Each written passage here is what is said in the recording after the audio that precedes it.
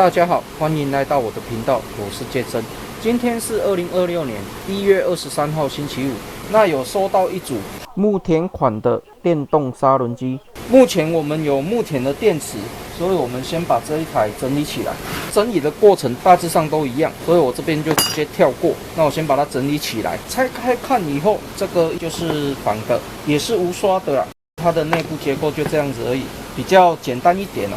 目前看起來這一台應該沒有什麼問題，我們先把它整理起來，然後看它能不能夠正常使用。這一台在裝轉子的時候，發現它的軸承幾乎卡住了，也可能是這個原因，人家就不要了。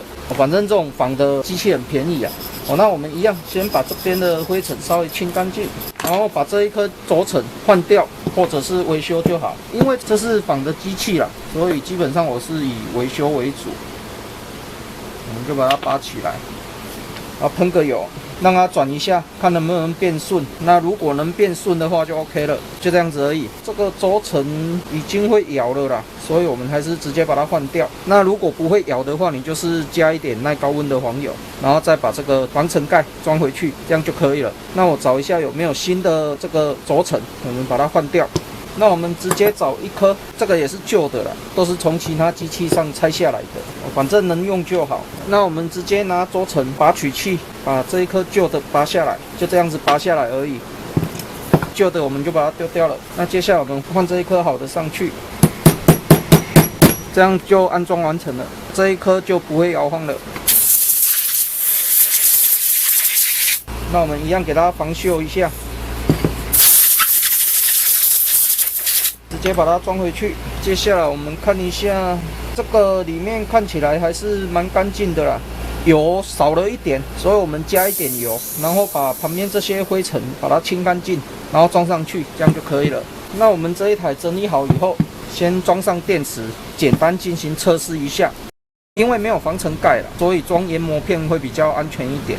如果有防塵蓋，我們就可以換成切割片。那我們簡單進行測試一下。那這種副廠的機器，開關這邊的設計很難開，然後段數的調整很難按，大概就這樣子，稍微操作一下，就這樣子。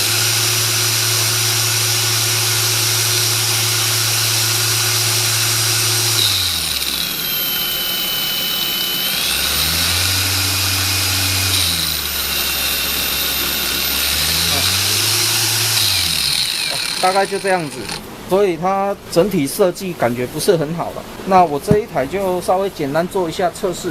那我們來研磨一下木材。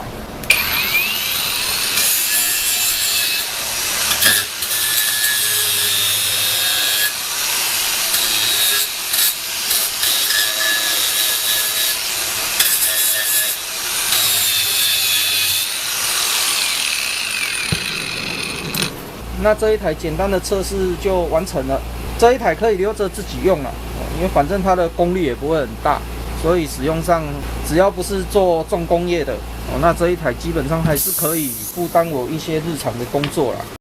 為了操作安全，我去找了一個保護蓋，然後一個手持把手，這樣子在使用上會比較安全一點。